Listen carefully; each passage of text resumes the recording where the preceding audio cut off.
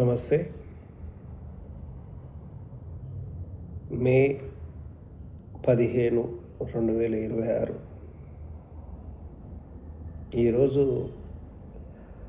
మన రాష్ట్ర రాజకీయాల్లో జరుగుతున్న న్యాయ వ్యవస్థ మీద, పోలీసు వ్యవస్థ మీద, రాజకీయ నాయకుల యొక్క వాళ్ళ యొక్క పనితనం మీద, రాష్ట్రంలో అధికారం ఉన్న ఏదైతే అధికార పార్టీలు, కేంద్రంలో అధికార పార్టీల యొక్క వాళ్ళు చేస్తున్న అధికార దుర్వినియోగం మీద మాట్లాడాలని ఈరోజు మీ ముందుకు వచ్చాను.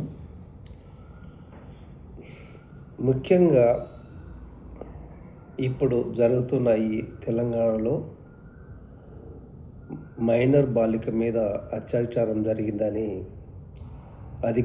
కేంద్రంలో అధికారంలో ఉన్న కేంద్ర మంత్రి యొక్క కుమారుని మీద అలిగేషన్స్ వచ్చాయి.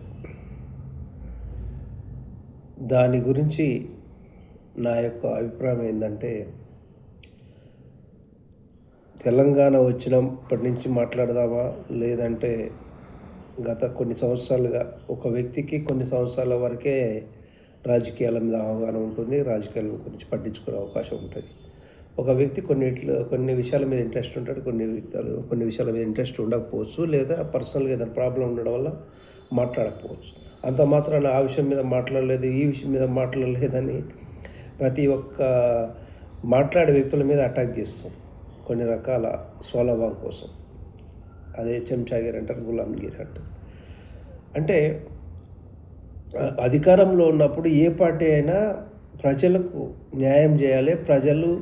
ప్రతి ఒక్కరూ సమానమే. వాళ్ళు అధికారంలో ఉన్న మంత్రులైనా, ముఖ్యమంత్రులైనా, కేంద్ర మంత్రులైనా అనే ఒక్క విషయం మీద ఈరోజు మాట్లాడాలని నా అభిప్రాయం తెలియజేయాలని నేను ముందుకు వచ్చాను. బాధ ఏంటంటే, రాష్ట్రంలో కానీ కేంద్రంలో కానీ అధికార దుర్వినియోగం జరుగుతుంది. ఈ దుర్వినియోగంలో ఇంకొక విషయం ఏంటంటే, ప్రజల విషయంకి వచ్చేసరికి ఒక విధంగా మాట్లాడడం, అదే తన ఇంటి విషయంలో వచ్చేసరికి వేరే విధంగా మాట్లాడడం అనే ద్వంద్వ వైఖరిని నేను ఖండిస్తున్నాను, వ్యతిరేకిస్తున్నాను. ఈ విషయంలో ప్రజలందరికీ నేను మద్దతుగా ఉంటానని కోరుకుంటున్నాను. ఏదైతే అలిగేషన్స్ ఎవరి మీద వచ్చినా, మన ఇంటి వాళ్ళ మీద వచ్చినా, ఎవరి మీద వచ్చినా, చట్టం అనేది తన పని తాను చేసుకుంటూ పోతున్నప్పుడు ఆ చట్టానికి అడ్డం రాకూడదు. ఇదే ఫోక్సో కేసులో సిట్ అనేది ఎవరికి ఇంతవరకు అప్లికేట్ చేయలేదు.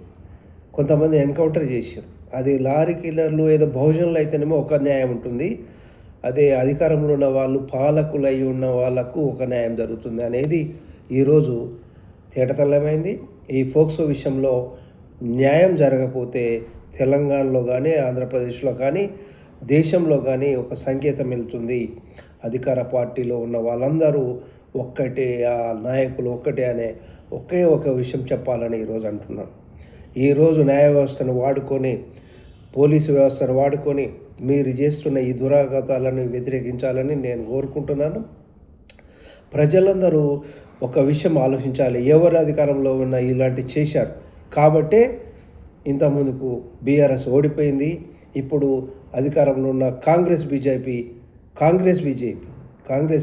కలిసి ఆడుతున్న నాటకాలను మీరు గుర్తించాలని, వీళ్ళందరూ ఒకటే అని, వీళ్ళందరికీ డబ్బు, అధికారం అనే ఒక దురాశతోటి వీళ్ళందరూ ఒకరినొకరు కాపాడుకుంటారని నేను డిమాండ్ చేస్తున్నాను, హెచ్చరిస్తున్నాను. ఇది చేయడం వల్లనే ప్రజాస్వామ్యం అనేది అంతరించిపోయే పరిస్థితి వచ్చింది.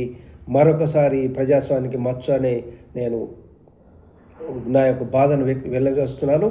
మీరు కోర్టులను, న్యాయస్థానంలో జరిగే వాటి తీర్పుల విషయంలో మీరు ఏ విధమైన ప్రలోభాలు కానీ, బెదిరింపులు కానీ చేయకుండా పోలీసు వ్యవస్థను వాళ్ళకు స్వతంత్రంగా ఆలోచించుకునే చట్టాలను అనుసరించి వాళ్ళు డిమాండ్లు వాళ్ళకున్న ఏదైతే రక్షణ చట్టాలు ఉన్నాయో వాటిని వాళ్ళు అవలంబించేటట్టు, అనుసరించేటట్టు మీరు ఏ విధమైన ఒత్తిడి చేయకుండా ఉండడం వల్లనే రాష్ట్రం అనేది, ప్రజలు అనేది వాళ్ళు అంతో ఎంతో హాయిగా ఊపిరి పీల్చుకోవడానికి ఉంటుంది. కానీ అది చేయకపోవడం వల్లనే ప్రతి ఒక్కరూ ఈరోజు రోడ్ల మీదకి వచ్చి ధర్నాలు చేసి, నిరసనలు చేసుకుంటూ మన నిరాహార దీక్షలు చేయడానికి రావడానికి కారణం ఏందంటే, మీరు చేస్తున్న ఈ విధమైన దురాగతనాలని కోరుకుంటూ, ఈ విషయంలో ఈ రోజు నుంచి ఇప్పుడు ఈ బండి సంజయ్ కుమార్‌ని విషయంలో మీరు న్యాయం అనేది నిజంగా జరగకుండా చేస్తే, రాష్ట్రంలో మరొక రకమైన పరిపాలన అనేది, మరొకమైన ఆలోచన అనేది ప్రజలలో వస్తుంది. ఎందుకంటే ఈ కేసుకు ముందు, కేసుకు తర్వాతనే ప్రజలు ప్రతి ఒక్కరు ప్రశ్నిస్తారు. అందరికీ ఈ విధంగానే సిట్ వేయాల్సి వస్తుంది, అందరికీ ఈ విధంగానే ఎంక్వైరీలు వేయాల్సి వస్తుంది, అందరు వీటిని కోర్టు పోవడానికి అందరికీ అవకాశం ఉంటుంది. కాబట్టి ఇది చట్టం తన పనిని తాను చేస్తుందని అన్నప్పుడు, చట్టాన్ని వాళ్ళు స్వతహాగా చేసేటట్టు మీరు అందరూ ఉండాలి.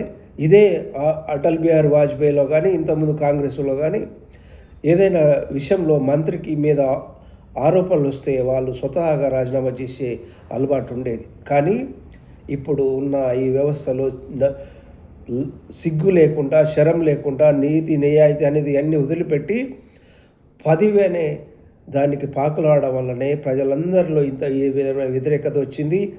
ఒక ఎలక్షన్ కమిషన్ మీద నమ్మకం లేకుండా పోయింది. పోలీసు వ్యవస్థ మీద అయితే అసలు నమ్మకమే లేదు. ఇంకా వేరే విషయాలలో అయితే ఇంకా న్యాయ వ్యవస్థ మీద ఇట్లా అంత ఎంతో సెంట్రల్ సిజేఐ తరుణ్ గొగోయ్ ఎవరో అతను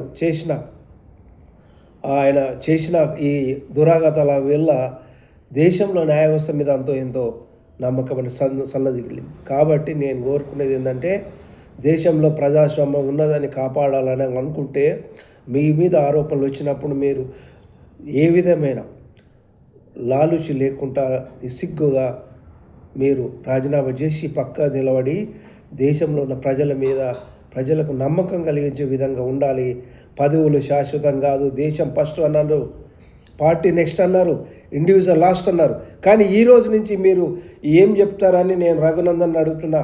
మీరు చెప్పే డైలాగులో ఇండివిజువల్ ఫస్ట్ అవుతుంది, పార్టీ సెకండ్ అవుతుంది, నేషన్ లాస్ట్ అవుతుంది. ఇది కాదా అన్యాయం అని నేను డిమాండ్ చేస్తున్నాను, హెచ్చరిస్తున్నాను. ప్రజలు ఉవ్వెత్తున బయటకు వచ్చిన ఈ కేసే కాదు, ప్రతి కేసులో మీరు న్యాయబద్ధంగా పోలీసు వ్యవస్థను చట్టబద్ధంగా పనిచేసుకునే విధంగా మీరు ఏ విధమైన కాలు చేతులు అడ్డం పెట్టకుండా ఉండడం వల్లనే ప్రజాస్వామ్యం అనేది రక్షించబడుతుంది. ఫ్యూచర్లో భారతదేశంలో ప్రజలందరూ ఈ దేశం నాది అని నమ్మకం రాకుండా మీరు చేస్తున్నారు. కాబట్టి దేశం వదిలిపెట్టాలనే ఆలోచన సగటు భారతీయుల లోపల స్టార్ట్ అయింది. ఎందుకంటే మీరు చేస్తున్న ఈ విధమైన ఏ విషయంలో కానీ న్యాయం లేదు. ఎక్కడ పోయినా పోలీసు వాళ్ళు ఎవరైతే అధికారం ఉంటుందో, ఎవరైతే డబ్బులు ఉంటాయో వాళ్ళకు సపోర్ట్ చేయడం అనేది పరిపాటి.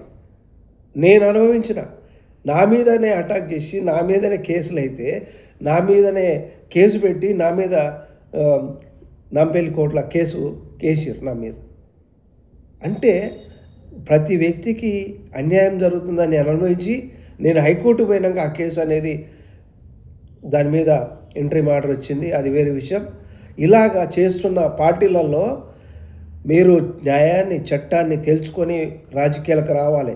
ఈయన తోకన పట్టుకొని రాజకీయాలు రావడం వల్లనే మీకు ఏ విధమైన చట్టం మీద, న్యాయం మీద అవగాహన లేకపోవడం వల్లనే మీరు ఇష్టం వచ్చినట్టు ఆడుకోవడం వల్లనే నాలాంటి వాళ్ళందరూ రగిలి రాజకీయాలు రావడానికి కారణమవుతారని ఈ దేశాన్ని రాజకీయ పార్టీలు, తెలుగుదేశం కానీ, బీజేపీ కానీ, కాంగ్రెస్ కానీ, బీఆర్ఎస్ కానీ అందరూ దొందే అని నేను వాళ్ళందరినీ వ్యతిరేకిస్తూ ప్రజాస్వామ్యం పరిడవిల్లవాలని, ప్రజల్లో అందరూ న్యాయం, ధర్మం వైపు నడవాలంటే మీరందరూ సక్రమంగా మీ చేతులు కాళ్ళు పెట్టకుండా ఉండాలని కోరుకుంటూ, ప్రజలందరికీ న్యాయం జరిగే విధంగా మీరందరూ సహకరించాలని డిమాండ్ చేస్తున్నాను.